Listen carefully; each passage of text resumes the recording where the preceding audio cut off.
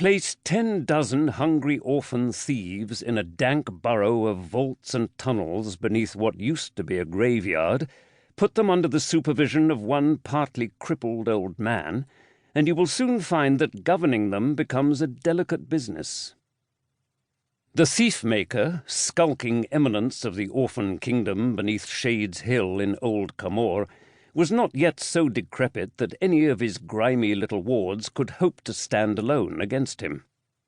Nonetheless, he was alert to the doom that lurked in the clutching hands and wolfish impulses of a mob that he, through his training, was striving to make more predatory still with each passing day. The veneer of order that his life depended on was insubstantial as damp paper at the best of times. His presence itself could enforce absolute obedience in a certain radius, of course. Wherever his voice could carry and his own senses seize upon misbehavior, his orphans were tame. But to keep his ragged company in line when he was drunk or asleep or hobbling around the city on business, it was essential that he make them eager partners in their own subjugation. He moulded most of the biggest, oldest boys and girls in Shades Hill into a sort of honor guard, granting them shoddy privileges and stray scraps of near respect. More important, he worked hard to keep every single one of them in constant deadly terror of himself. No failure was ever met with anything but pain or the promise of pain, and the seriously insubordinate had a way of vanishing. Nobody had any illusions that they had gone to a better place.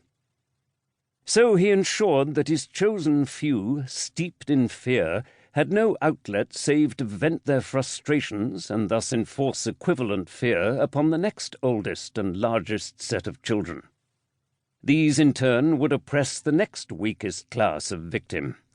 Step by step the misery was shared out, and the thief-maker's authority would cascade like a geological pressure out to the meekest edges of his orphan mass.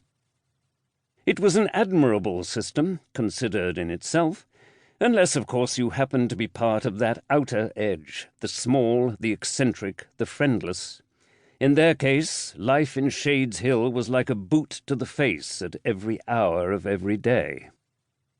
Locke Lamora was 5 or 6 or 7 years old. Nobody knew for certain, or cared to know.